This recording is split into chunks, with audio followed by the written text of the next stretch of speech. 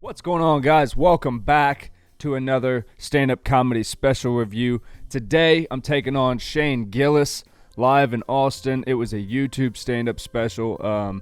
He put it out himself. If you guys don't know much about Shane Gillis, I was kind of with you. Up until, I heard about it when he got in trouble. That's kind of where Shane's career found itself in my radar, and I think a lot of other people's. He must have been doing very well to be auditioning and be casted onto Saturday Night Live. But for those of you that don't know, he was cast on Saturday Night Live.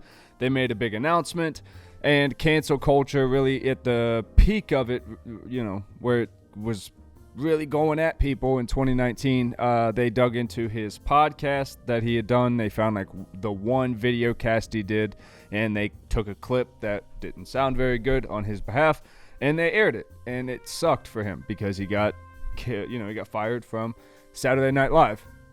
So I think because of that, when the majority of America heard about it and saw the context of what was said, I don't know if anyone was, willing to die on the hill of defending him, but I think everyone was definitely of the agreement, like he's a comedian and he shouldn't lose his job at Saturday Night Live for it. So we learned about it. He started showing up in podcasts, and honestly, people just started looking into him more.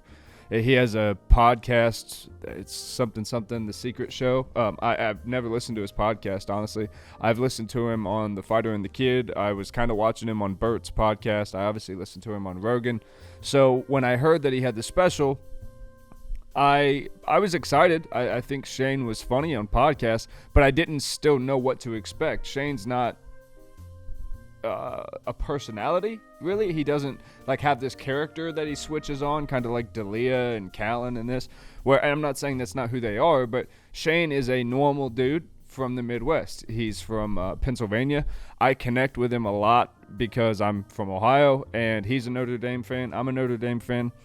So let's jump into the review of his actual special. It opens up mid-joke, so the crowd's already laughing. And I will say this about the laughter. Shane, the whole time, got what I call his wave laughter, where he'll be telling a joke, and as he's telling the joke, the crowd will start to laugh. He's still going into the joke, and the laugh dies off and picks up because of what he's saying, and it goes like this.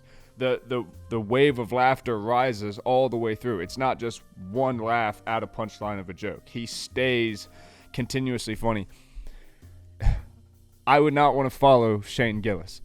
I could imagine that his crowd is exhausted afterwards because Shane opens immediately firing hard. Now, again, guys, I don't give away jokes. I don't like that. I don't think that's what you should do in a stand-up special, but I will talk about some of the jokes and give a little bit of context. So he opens with a joke about the age of consent. So immediately he's not really pulling punches here. He's starting bang at one of the craziest subjects you can. Then you get a little effect. You understand, okay, we're about to engage in a special, right?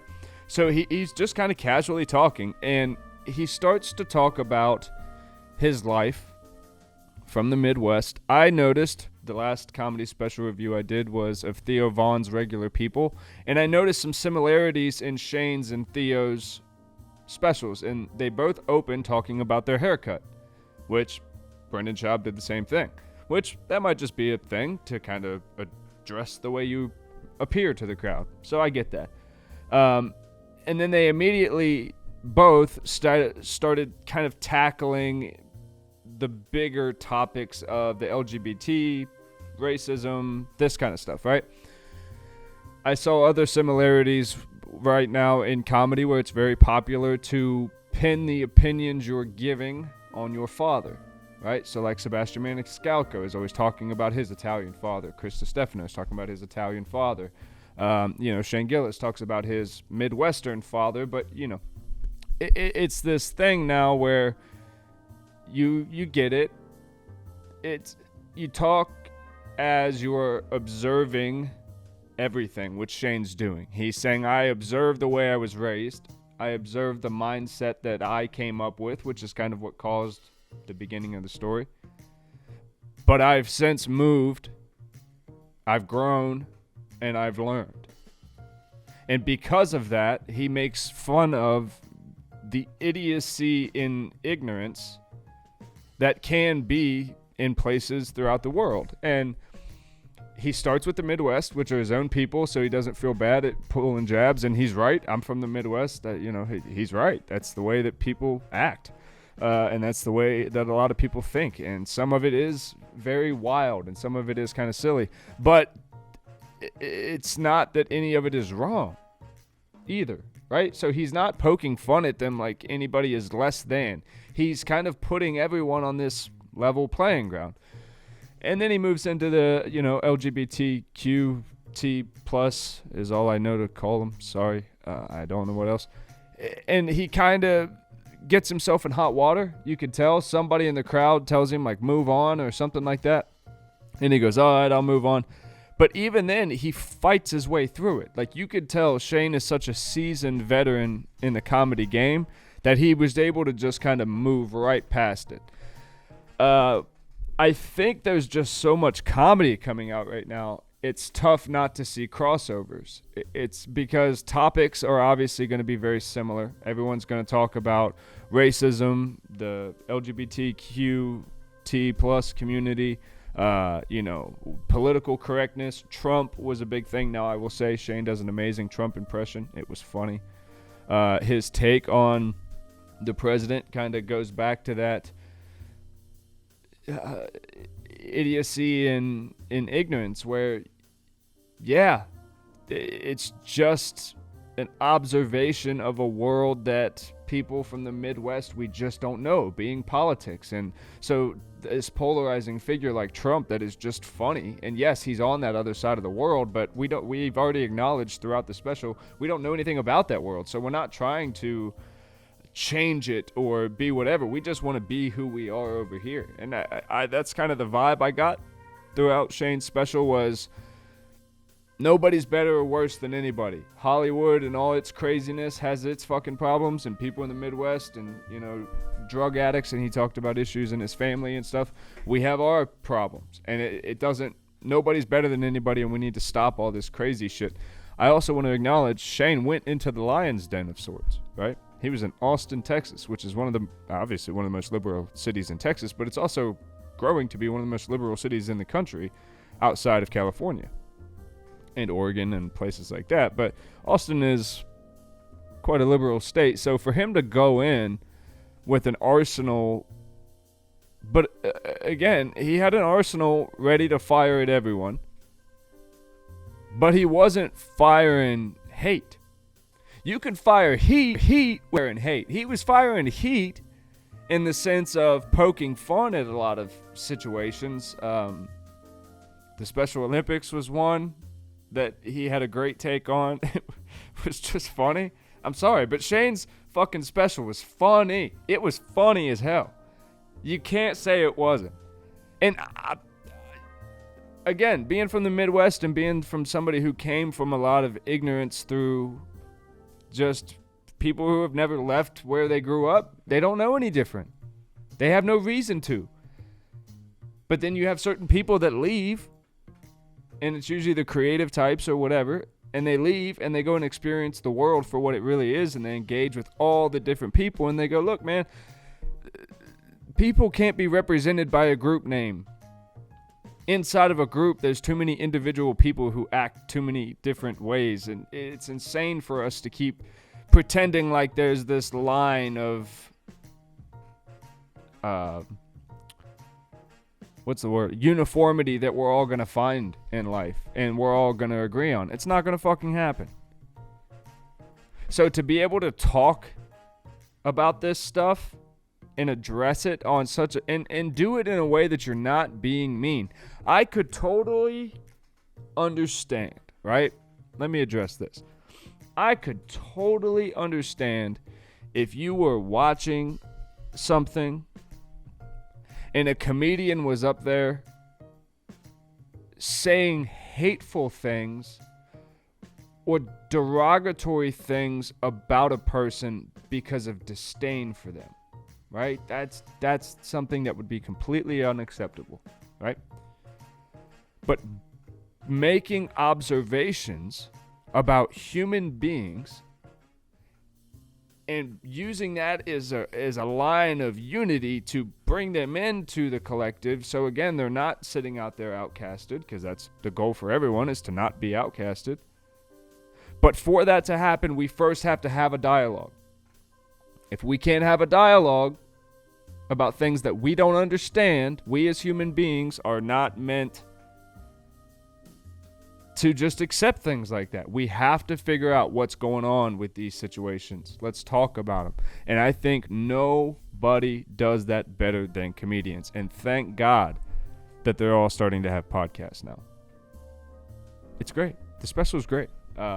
I was a big fan. I liked the fact that Shane, it seemed about 15 minutes in, he hit his stride, right? He had some opening jokes that were kind of whatever, like, I'll say this one because it was kind of a cross-reference. And again, guys, I watch a lot of comedy, so this is not a fault of Shane's. But when he was talking about his dad and some things they would do together, it was hypothetical situations, right? It reminded me of the scene in Step Brothers where he's going, we, chase ass and eat beef jerky. And he's going, we have literally never done any of those things. You could tell that the scenarios he was giving about him and his father were so far-fetched like that, they had never done them. It put that connection in my head where I was like, that was okay. I've kind of heard that joke before, but it happens, right? It happens in comedy.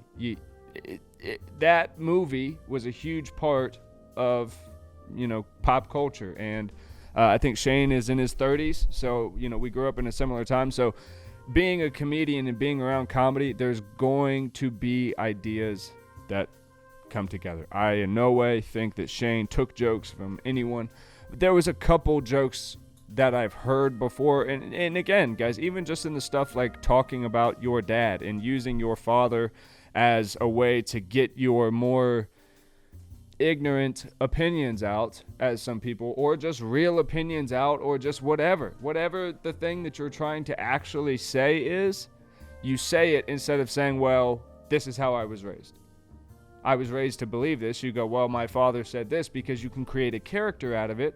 And again, if you talk to any of these people off stage, they go, no, it's a joke. If you talk to my father, he's a great person. And it's something that, again, in war, right? Sometimes there's casualties. You have to understand the field that you're playing on.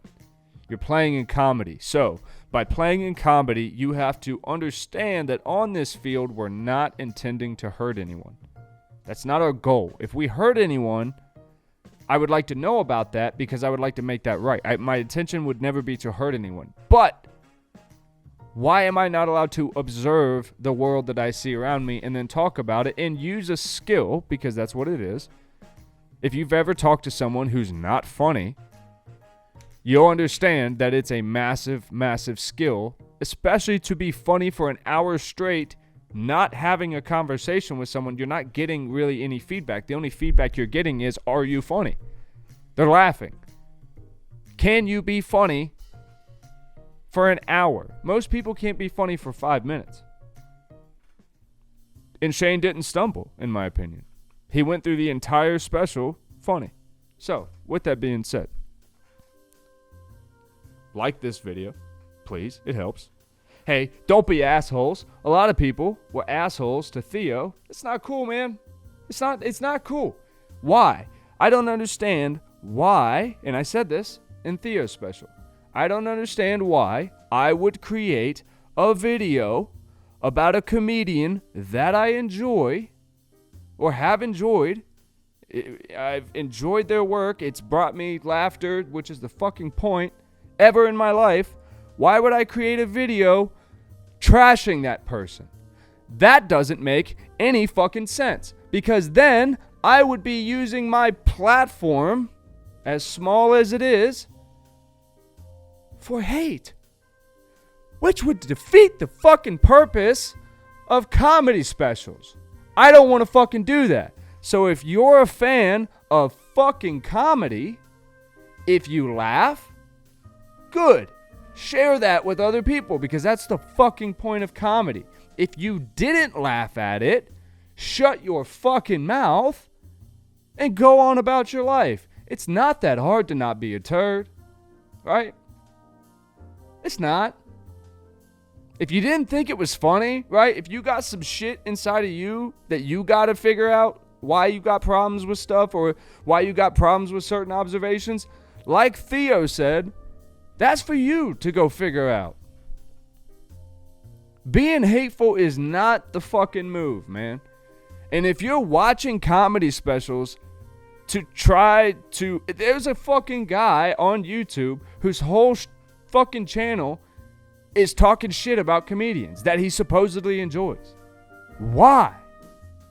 I get it. It gets clicks. I understand that. I get that. But then, you being a fan of all the comedians talking shit about major news networks and people that do stuff like that, you then go and support that by them trashing the people you supposedly like.